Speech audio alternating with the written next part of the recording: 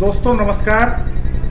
हमारे साथ फ्रांस से डॉक्टर प्रवीण कुमार आज बहुत ही महत्वपूर्ण मुद्दे पर चर्चा करने जा रहे हैं। वो यहाँ बताएंगे हमें कि कितने तरह का कोरोना वायरस दुनिया में सामने आया, अभी तक कितने तरह के उसके स्ट्रेन्स हैं और किस किस तरह से उसने हमला किया है इंसान के जिंदगी के ऊपर।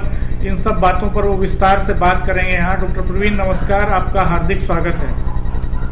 नमस्कार रविंद्र जी, गुड इवनिंग। जी डॉक्टर साहब, आप हमें बताने जा रहे हैं कि कितने तरह का कोरोना वायरस अब तक सामने आया है। तो जैसा आपने लास्ट टाइम हमें बताया था कि एक वीडियो जो है हम बना सकते हैं कि कोरोना वायरस के ओरिजिन पे इसका नेचर क्या है और किस किस तरीके के वायरस हैं, किस तरीके से ह्यूमन सेल्स पे अटैक करता है। तो उसके बारे में हमने एक वीडियो बनाई है, एक प्रेजेंटेशन बनाई है, उसको मैं शेयर करता हूँ आपके साथ।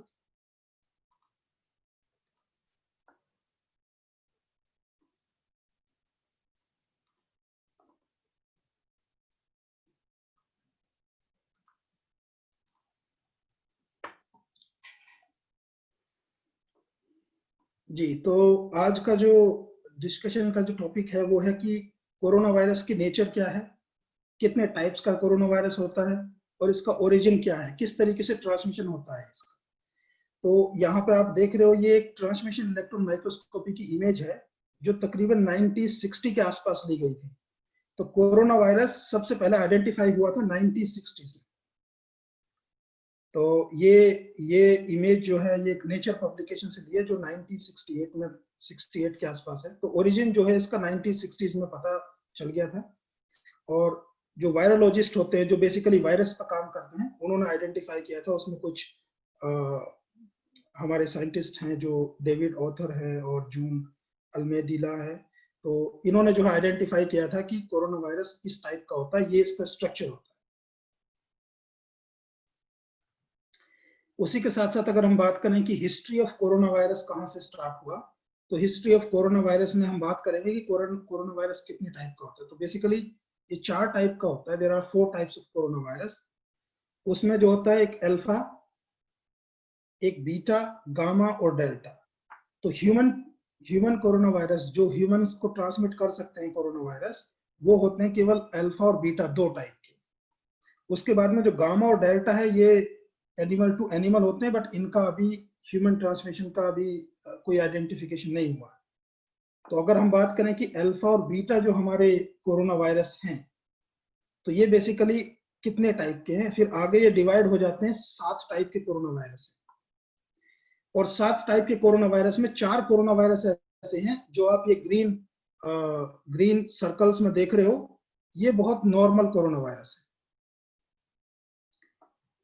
और उसके बाद में 3 कोरोना वायरस आते हैं जिसको SARS, severe acute respiratory syndrome, और MERS, और सार्स कोविड 2 जो अभी कोरोना वायरस है 19 कोविड 19। ये बहुत लीथल है, बहुत सीरियस है। इनका इन्फेक्शन रेट बहुत ज्यादा है, फर्टिलिटी रेट बहुत ज्यादा है। तो इसके बारे में हम बात करेंगे। तो अगर अगर आप देखोगे इस पिक्चर में कि बेसिक ओरिजिन जो है सार्स का, जो जो हमारा सीवियर एक्यूट रेस्पिरेटरी सिंड्रोम है, उसका है बैट के थ्रू। तो ये बैट के थ्रू या तो पिग में जाएगा या किसी और दूसरे एनिमल में जाएगा, फिर उसके बाद इंसान में ट्रांसमिशन होगा इसका। फॉर एग्जांपल अगर कोई इंसान फूड के रूप में पिग को लेता है या और दूसरे एनिमल्स को लेता है तो उसके थ्रू जाएगा। तो बेसिक ट्रांसमिशन जो है वो पहले बैट से एनिमल्स में एंड देन एनिमल के थ्रू फिर ह्यूमन। तो ये तो इसका है सार्स का। हम बात करेंगे यहाँ पे मेन इसकी जो अभी कोविड 19 है हमारा ये। तो कोविड 19 का क्या है, कोविड 19 का ओरिजिन बताया जा रहा है कि ये बैट से स्टार्ट हुआ, क्योंकि बैट का सूप जो है चाइनीज लोग पीते हैं। और उसके बाद में अभी इसका इंटरमीडिएट होस्ट किसी एनिमल के थ्रू हो सकता है नहीं, वो हमें नहीं पता अभी। तो ये है। और उसके बाद में कुछ वायरसेस जो मैंने ये ग्रीन सर्कल में की, ये बहुत नॉर्मल वायरस हैं। ये इंसान को हो जाते हैं। तो इसमें क्या होता है, कॉमन कोल्ड, इन्फ्लुएंजा और कफ, थोड़ी बहुत शिकायत रहती है, इतने लीथल नहीं है, इतने सीरियस नहीं है। तो जो मेजर सीरियस है वो रेड जोन में जो हमने किए हैं वो ये है, और उसको हम नेक्स्ट स्लाइड में अब डिस्कस करेंगे। तो यहाँ पे जो देखोगे तो 3 प्रकार के जो ये हमारे कोरोना वायरस जो हमने बताया कि जो बहुत ज्यादा सीरियस हैं, उनमें होता है सार्स। तो ये सार्स आइडेंटिफाई हुआ था 2002-2003 में, और ये भी ग्वांगडोंग एक प्रोविंस है चाइना का, वहां पे हुआ था, और ये बीटा कोरोना वायरस की कैटेगरी में आता है। इसका ट्रांसमिशन जो माना गया वो ये है कि बैट्स के थ्रू होता है, जो ये चमगादड़ होती है उसके थ्रू होता है, फिर किसी एनिमल में, ये सीवेट करके एक एनिमल है उसमें जाता है, और उसके बाद ये फिर ह्यूमन में आता है। और ये जो है ये स्टार्ट हुआ था फरवरी 2003 में, और इसका आउटब्रेक जो हुआ था वो लास्ट था जुलाई 2003। इसमें मोर देन 8000 केसेस आए थे, जिसमें से 774 डेथ हुई थी, जो फर्टिलिटी रेट है 9.6। इसके बाद में दूसरा जो कोरोना वायरस का टाइप आया वो है MERS, जिसको बोलते हैं मिडिल ईस्ट रेस्पिरेटरी सिंड्रोम। ये 2012 में डिटेक्ट हुआ सऊदी अरेबिया में, क्योंकि वहां पे लोग जो है कैमल, जो ऊंट है, उसको फूड में बहुत यूज करते हैं। तो ये भी बीटा कोरोना वायरस का एक टाइप है, और ये ट्रांसमिट होता है कैमल से डायरेक्ट ह्यूमन के लिए। सो इसका जो ट्रांसमिशन का सोर्स है वो सीधा कैमल टू ह्यूमन है। इसका फर्टिलिटी रेट काफी ज्यादा है 34.4, क्योंकि वहां पर 2400 केसेस डिटेक्ट हुए थे और 858 डेथ्स वहां पर रिपोर्ट हुई थी। अब हम आते हैं मेन अपना जो कोरोना वायरस है, जो नोवल कोरोना वायरस 2019 है, इसका क्या सिनेरियो। तो ये बेसिकली वुहान में डिटेक्ट हुआ था, जो चाइना का एक प्रोविंस है, और ये 7th कोरोना वायरस है कोरोना वायरस की फैमिली में, और ये भी बीटा कोरोना वायरस की फैमिली से आता है। इसका ट्रांसमिशन जो माना गया वो ट्रांसमिशन थ्रू बैट्स। शुरू में कुछ लोग बोल रहे थे कि ये स्नेक के थ्रू भी हो सकता है, बट अभी कुछ स्टडीज हैं और कुछ साइंटिस्ट जो कंफर्म कर रहे हैं कि इसका मेन सोर्स जो है वो बैट्स या चमगादड़ के थ्रू है। तो हम इस पर अब नेक्स्ट स्लाइड में बात करेंगे। तो ये हमारा सार्स कोरोना वायरस की एक इमेज है, जो अधिकतर हम सब लोगों ने टीवी में या प्रिंट मीडिया में हमने देखा होगा। तो ये बेसिकली एक स्फेरिकल बॉल की तरह तुम्हें लगेगा, और इसमें स्पाइक, ये प्रोटीन्स है। तो अगर हम देखें कि सार्स जो हमारे कोविड-19 है, इसका ट्रांसमिशन कैसे हुआ, तो ये चमगादड़ से, अगर तुम उसको एज ए सूप के रूप में यूज करते हो या खाने में लेते हो, और तुम फिर किसी दूसरे इंसान के डायरेक्ट कांटेक्ट में आते हो, तो ये ट्रांसमिशन पॉसिबल है, एक सिनेरियो। दूसरा सिनेरियो ये है कि ये चमगादड़ से या बैट से किसी इंटरमीडिएट होस्ट के पास में गया। इसका मतलब ये है कि कोई एक और एनिमल या कोई और एक होस्ट हो सकता है, वहां गया और उसके बाद में फिर ये ह्यूमन में स्टार्ट हुआ। तो बेसिकल ओरिजिन अगर आप बात करोगे सार्स कोविड-19 की, वो बैट के थ्रू हुआ, चाहे वो कंजप्शन ऑफ फूड मानो या किसी इंटरमीडिएट होस्ट के थ्रू मानो, और फिर ह्यूमन टू ह्यूमन ट्रांसमिशन की हमने लास्ट जो एक वीडियो थी उसमें बात भी की। अब अगर हम इसके इंटरनल स्ट्रक्चर की बात करें, तो इंटरनल स्ट्रक्चर इसका कुछ इस प्रकार का है। इसका जो ये है, ये जेनेटिक मटेरियल है, जिसको बोलते हैं RNA। इसमें जो है न्यूक्लिक एसिड होता है और थोड़ा सा पॉलीमर मॉलिक्यूल्स होते हैं। उसके बाद में ये इसका एक कवर है, जिसको बोलते हैं एनवेलोप, और उसके बाद में ये आप स्पाइक्स देख रहे हो, ये प्रोटीन की स्पाइक्स है। ये सबसे इंपॉर्टेंट है यहाँ पर समझने के लिए, क्योंकि ये प्रोटीन की स्पाइक्स जो है वो ह्यूमन सेल्स के साथ में जाकर के जुड़ जाती हैं, और फिर ये जो RNA है, जो जेनेटिक मटेरियल, उसको ट्रांसफर कर देती है, और उसी से फिर ये 1 से 2, 2 से 4 और मल्टीपल टाइम्स बढ़ता चला जाता है हमारी बॉडी के अंदर। तो इस पर भी हम थोड़ा सा डिस्कशन करेंगे। तो हमने लास्ट स्लाइड में जब बताया था, लास्ट वीडियो में जब डिस्कशन किया था कि कोरोना वायरस का ट्रांसमिशन कैसे होता है, जैसे आप कफ करते हो या स्नीज करते हो, उसके थ्रू जो वाटर ड्रॉपलेट्स या एयरबोर्न जो वाटर ड्रॉपलेट्स होती हैं वो जाती हैं, तो और वो उसका क्या सोर्स है, हम इस बारे में थोड़ा सा देखना चाहेंगे। तो जैसे कोई इंसान कफ या स्नीज करता है, तो ये जो ड्रॉपलेट्स हैं आप देख रहे हो, उनके जाने के 3 तरीके हैं। या तो ये आंख के थ्रू भी जा सकती है, नोज के थ्रू भी जा सकती है, और माउथ के थ्रू भी जा सकती है। इसमें माना गया कि मेजर इसका जो सोर्स है जाने का, वो नाक के थ्रू, नोज और माउथ के थ्रू है। ठीक है, तो हमें पता चला कि अगर कोई कफ या स्नीज कर रहा है तो ये सोर्स है। इसीलिए मास्क बहुत इंपॉर्टेंट है। अगर आप मास्क पहन करके रखोगे तो आप जो ये वायरस है इसको एंटर करने से भी स्टॉप करोगे। अब यहाँ पे समझते हैं कि ह्यूमन बॉडी के अंदर किस तरीके से एंटर करता है। तो सपोज करो ये माउथ के थ्रू, ये रेस्पिरेटरी सिस्टम है हमारा, जो श्वास लेने का जो जगह होती है, वहां से ये ऐसे जाता है म्यूकस मेम्ब्रेन के थ्रू, और यहाँ पे जाकर के गले में जो थ्रोट वाला हिस्सा है, यहाँ पर जाकर के इसके जो स्पाइक्स हैं ये बाइंड हो जाते हैं। तो जब ये स्पाइक्स बाइंड हो जाते हैं बाइंड होने के बाद में ये क्या काम करते हैं, ये इसका जो जेनेटिक मटेरियल इसके अंदर है, वो हम नेक्स्ट स्लाइड में भी बताएंगे, उसको ट्रांसफर कर देते हैं और फिर ये एक कोरोना वायरस जो है वो मल्टीपल बनाने लगता है और उसके बाद में फिर ये नीचे जाता है और ये लंग्स में जाकर के अटैक करना स्टार्ट करता है। तो अगर हम बात करें कि ये अटैक कैसे करता है, तो कोरोना वायरस का मेन काम ये है कि हमारी जो ह्यूमन बॉडी है उसमें सेल्स हैं, बहुत सेल्स हैं, बहुत सारी सेल्स से बना हुआ है। तो इसका काम यही है कि हमारी सेल्स को ये हाईजैक कर लेता है और सेल्स को अपना जो ये जेनेटिक मटेरियल है ये वाला, ये जेनेटिक मटेरियल ट्रांसफर करता है और उसको बोलता है कि इसी तरह की सेल्स या इसी तरह के प्रोटीन्स बना है, ना कि जो हमारी बॉडी के अंदर सेल्स है उनको बना। तो आप देख रहे हो यहाँ पे ये सेल्स है हमारी, ये सेल मेम्ब्रेन है और यहाँ पे ये एक एंजाइम होता है, तो ये कोरोना वायरस आकर के इसकी जो स्पाइक है वो यहाँ बाइंड हो जाती है।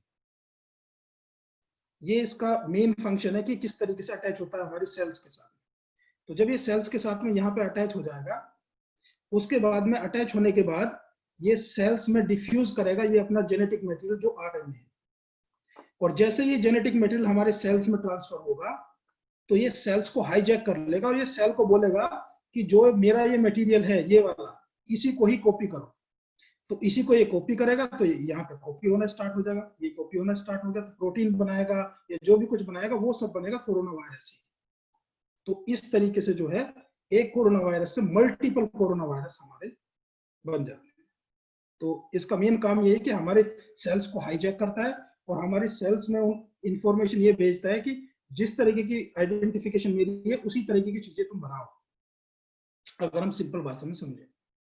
उसके बाद में अगर सबसे बड़ा सिनेरियो ये है कि अब लोग बाग रिकवर क्यों हो रहे हैं, तो फिर जैसा कि कोई वैक्सीन अवेलेबल नहीं है, तो उसके लिए सिंपल आंसर ये है कि इम्यून सिस्टम, हमारा लोगों का जो इम्यून सिस्टम होता है वो एक तरीके से डिफेंस सिस्टम की तरह वर्क करता है। तो कोई भी वायरस अगर हमारी बॉडी में अटैक करता है तो उस वायरस को प्रोटेक्ट करने के लिए हमारा इम्यून सिस्टम एक्टिवेट हो जाता है। और इम्यून सिस्टम में दो तरीके के इम्यून सिस्टम हैं, एक तो जैसे वायरस जैसे एंटर करेगा हमारी बॉडी के अंदर तो हमारा इनेट इम्यून सिस्टम होता है जो उसको सीधा किल करना स्टार्ट कर देता है, पर वो बहुत स्पेसिफिक नहीं होता। वो ये नहीं देखता कि यहाँ वायरस है यहाँ किल करना है, वहां वायरस है वहां किल करना है, वो किल करना स्टार्ट करेगा। और इसकी दूसरी स्टेज होती है इम्यून सिस्टम की, वो होती है एडेप्टिव इम्यून सिस्टम। वो बहुत स्ट्रॉन्ग उसका इफेक्ट होता है और बहुत कन्फाइंड उसका इफेक्ट होता है। तो वो क्या काम करता है, वो जगह जगह वायरस को ढूंढता है और अपना एक अलग प्रोटीन तैयार करता है जिसको बोलते हैं एंटीबॉडी। तो अगर यहाँ पे देखोगे ये टाइप 1 वायरस है, ये टाइप 2 वायरस है। तो हमारी जो ये बॉडी है, ये ब्लू रीजन में जो हमारी सेल्स हैं, तो सेल्स हमारी जैसे वायरस को आइडेंटिफाई करेगी तो एक एंटीबॉडी बना देगी। ये एंटीबॉडी जा करके जो स्पाइक से वहां पर जाकर के चिपक जाएगा या बाउंड हो जाएगा और उसके बाद में धीरे धीरे इस वायरस को किल कर देगा। तो एंटीबॉडीज का यही फायदा है। तो बेसिकली जो लोग रिकवर हो रहे हैं वो यही हो रहे हैं क्योंकि हमारा इम्यून सिस्टम जो है एंटीबॉडीज बना रहा है और वो एंटीबॉडी जो है जो प्रोटीन के स्पाइक से उनके साथ में बाइंड हो जाती हैं और उस वायरस को धीरे धीरे किल कर देती है। फिर ये डिपेंड करता है कि तुम्हारा इम्यून सिस्टम कितना अच्छा है, कितना स्ट्रॉन्ग है। कुछ लोगों को 4 दिन भी लगते हैं, कुछ लोगों को 10 दिन लगते हैं, कुछ लोगों को 3 वीक भी लगते हैं। वो डिपेंड करता है। Thank you doctor Praveen. इसी के साथ में मैं इसी के साथ में मैं एक चीज और यहाँ पर शेयर करना चाहूंगा। अभी जो है नेशनल हेल्थ सर्विसेज जो NHS जो यूके की हेल्थ मॉनिटरिंग करते हैं, उन्होंने अभी एक मेडिसिन है जो बेसिकली बहुत नॉर्मल है, इंडिया में हम लोग यूज करते हैं, डेक्सामेथासोन, जो बेसिकली एलर्जी अस्थमा के लिए हम लोग यूज करते हैं। तो उन्होंने ये मेडिसिन यूज की और उन्होंने क्या पाया, उन्होंने ये देखा कि जो लोग वेंटिलेटर पे हैं, जो बहुत ज्यादा क्रिटिकली इंजर्ड हैं, इन्फेक्टेड हैं कोरोना वायरस से, या जिनमें ऑक्सीजन की कमी है, उन लोगों के मरने का चांस ये 30% कम कर देती है। तो इसीलिए अभी आज की सिचुएशन में देखते हुए डेक्सामेथासोन जो है एक अच्छी मेडिसिन हो सकती है। जी रविंद्र जी। थैंक यू डॉक्टर प्रवीण, आपने बहुत ही बेहतर ढंग से हमें बताया कि कितने तरह का कोरोना वायरस इस समय पूरी दुनिया में है, कैसे फैला है और कैसे हम इससे बच सकते हैं। हम आपसे चाहेंगे कि आप लगातार इस मुद्दे पर निगाह बनाए रखिएगा और दुनिया के विकसित देशों में क्या हो रहा है, उनकी सरकारें, वहाँ के आम लोग कैसे लड़ रहे हैं इस वायरस से, कैसे जीत रहे हैं, ये जानकारियाँ आप हमें देते रहिएगा ताकि यहाँ भारत में हम लोग भी इसका लाभ ले सकें, इससे सीख सकें। चूँकि बेहतर ढंग से लड़ने का तरीका यही होता है कि हम दूसरों के अनुभवों का भी फ़ायदा लें। तो धन्यवाद डॉक्टर साहब, आपका बहुत बहुत, आपने समय दिया। हम आपके आभारी हैं कि आप फ्रांस में रहते हुए अपना रिसर्च करते हुए भी यहाँ हम लोगों के बारे में लगातार चिंता कर रहे हैं। देखो डॉक्टर साहब, ऐसा है कि रिसर्च है, अगर हम कुछ चीज़ समझ करके अपने लोगों को समझा सकते हैं, कुछ इन्फॉर्मेशन दे सकते हैं, यही रिसर्च का काम है। जी जी, हमें कभी भी भविष्य में जो भी कुछ पॉसिबिलिटीज होगी, हम हमेशा किसी भी रिसर्च जी जी जी, आपका बहुत आभार डॉक्टर प्रवीण।